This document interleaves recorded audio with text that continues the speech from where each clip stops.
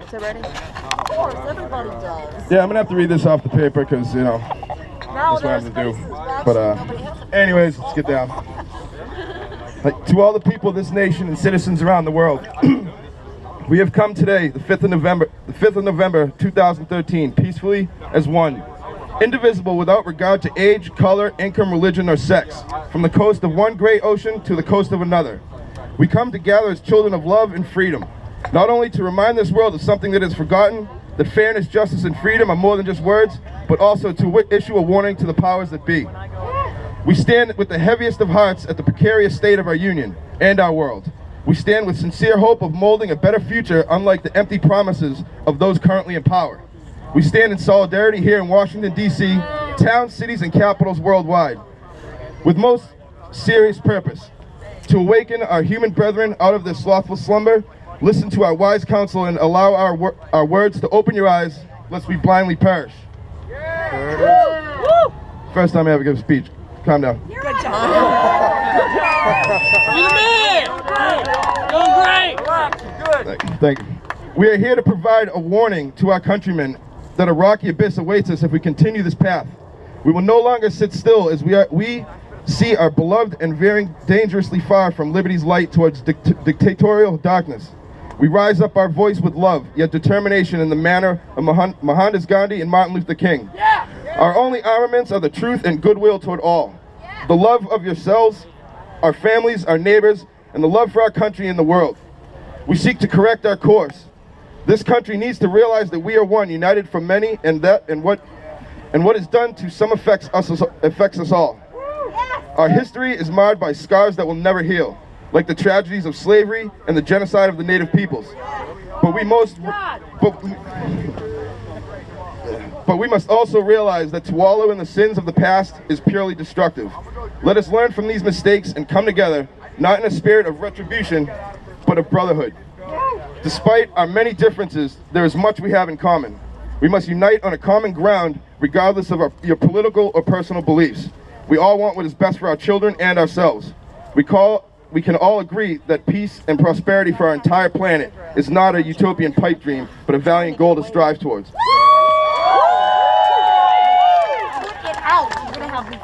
We, the aggrieved people of America, gather at Congress's doorsteps to be heard. Our will has been ignored for far too long. The puppets of our governments and Congress, along with their financiers, are not royalty, and we are not their subjects. The crimes committed by our leaders are against the very freedoms that they have sworn to uphold are too many to name. We stand here united to prevent any further erosion of our civil liberties. Once lost, freedom will not easily be restored to this land. The Bill of Rights, its words, the bedrock of a free society, have never been so tested, and the time has come for this generation to stand up. Without the pretense of shame and reeking of despotism, the United States government spies on its people, assassinates citizens with remote drones, passes unjust laws no one has read, then lies unabashedly when truth finally struggles to the surface. We label men like Ellsberg, Manning, Hammond, Brown, Snowden, all terrorists and traitors because they dare to lift the veil of untruth.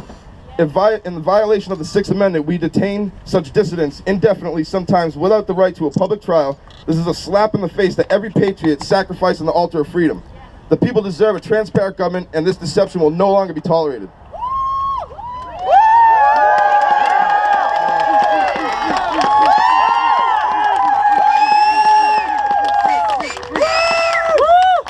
There is no ruling class in a constitutional republic.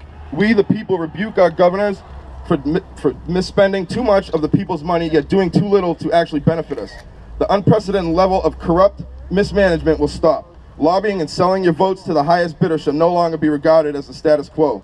Your zeal for destruction of our founding document is unforgivable, as you enact laws that strip away our liberty and ignore the Constitution in the name of safety. This republic is of the people, by the people, and for the people. It is not the property of the ruling elite. The federal government's taxation is obscene, like two omnipotent hands strangling the governed. One robs the people to fund Congress's excesses, while the other uses the Internal Revenue Service, like the sixth branch of the military, to destroy its political enemies. Again, this is wholly un-American. The Treasury belongs to the people. not an oligarchy of its chosen few who print money out of thin air, then enslave the populace with debt. The citizens deserve to decide what their money is spent on. Welfare, whether foreign or domestic, in exchange for loyalty, is no longer acceptable to those that fund this country through the sweat of their labors.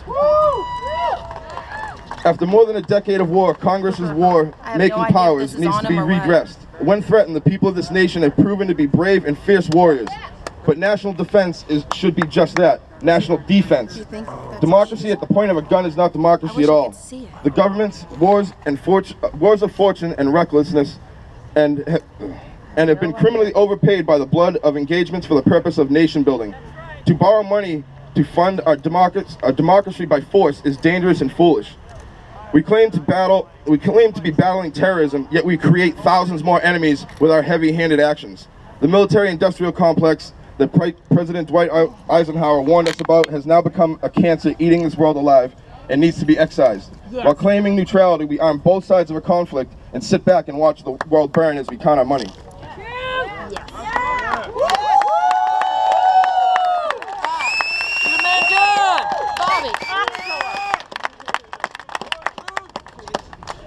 The United States of America, the shining city on the hill, freest, most prosperous nation in all of history of humanity, has taken that precious gift for granted. It's time to wake up.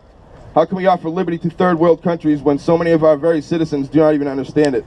America has allowed itself to decline precipitously and at a time when we can at least afford to. Why do we allow ourselves to be divided so easy when we must actually be uniting in order to battle our greater enemy? How distracted we are by the state-run media stories. Have our electronics robbed our free thinking? Are we still the land of the free and the home of the brave? Or has it become the land of the greed and the home of the slave? Yes. Yes. Like ancient Rome before us, You're doing great. the free market of our economic engine is broken, after providing more prosperity to the masses than feudalism, fascism, and communism could ever dream to. It has been perverted and is now nothing more than a den of liars and thieves. The people can no longer strive for the American dream of prosperity derived from hard work and dedication.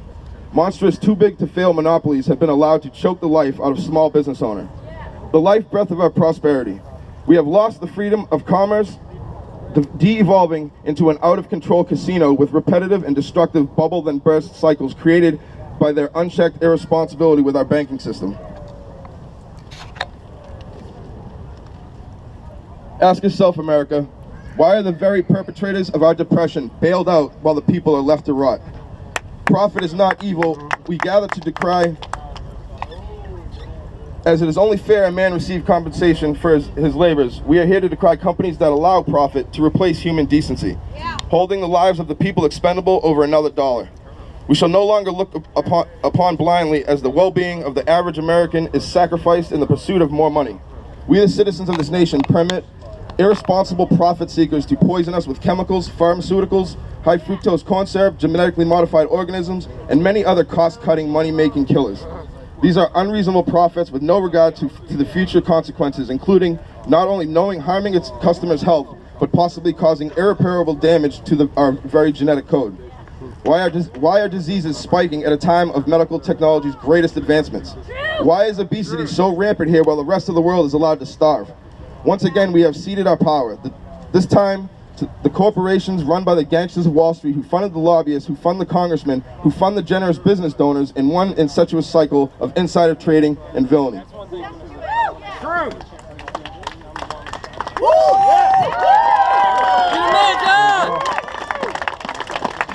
The way forward may not be simple, yet that the solutions are. We don't need government to feed us, nor material possessions to complete us. The only things we really require as human beings to be content are love, respect, and a thankful heart.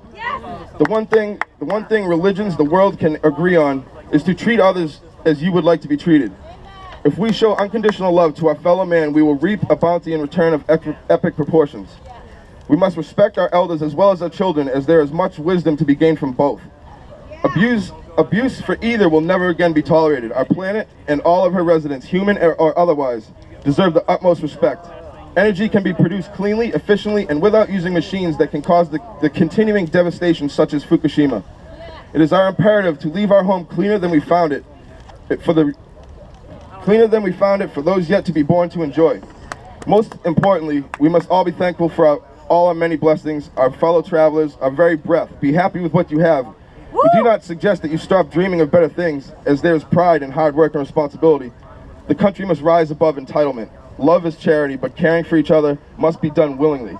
Let us evolve past selfishness and greed, and together work toward a better future for all humanity. America must return the ideals handed down to us by our founders. The Constitution and the Declaration of Independence set forth rules a free people should follow in order to remain so. We turn our back on the wisdom of elders at our own peril. We must strive to be strong of body and of mind. Education should be foremost, lest we perpetuate the ignorance. There is no need to change our entire medical system into yet another all-powerful bureaucracy, when just a little more physical activity and responsible eating will cure most of our ills. In order to become free of our reliance to an all-powerful government, we must be more self-sufficient. Grow your own food, exercise with your loved ones, share the bounty of your efforts in the spirit of fellowship. As Thomas Jefferson said, every man is created equal, imbued by our Creator in the inalienable rights of life, liberty, and the pursuit of happiness. Let us live, let us be free, let us be happy. In George Orwell's book 1984, a nightmarish vision presented by a dystopian future where the few rule over the many with an iron fist and dissent is crushed swiftly and brutally. This would be easily dismissed were it just a work of fiction, but history has taught us repeatedly that true freedom is the real fiction. Man has lorded over man since the first days of our kind. If we do not awaken immediately, we shall soon return to the oppressive state that is common among humanity. Well said. I'm almost done.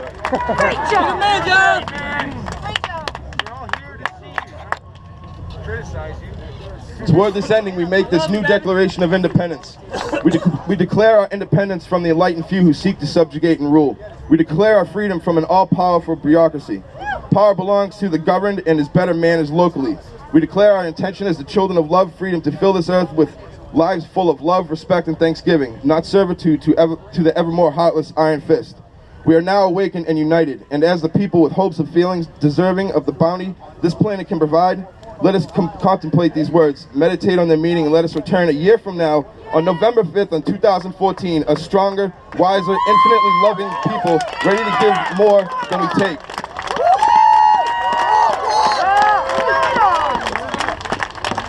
Humanity will either transcend its baser impulses or we shall allow ourselves to be destroyed. If there is to be a new world, let it be the people that decide what that new world is. We have seen the war, we've seen the pestilence, famine, and death. A new age of freedom, charity, peace, and love has begun so that all the peoples of America and of the world may thrive. The change that is going to happen and is happening right here, right now, needs to start with you. Their power the power is the people's ignorance, and to all the soldiers around the world of every nation, right now I ask you to stand down and return home to your families. And to the powers that be, we the people stand here united on this common ground of fairness, justice, and freedom. We have come here not only with anger in our eyes, but love in our hearts. We the people will bestow upon you the mercy you have denied others. We will not stop, we will not give up. You should have expected us.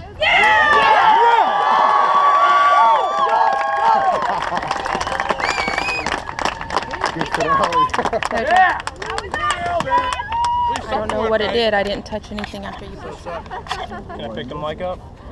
What do you want to say?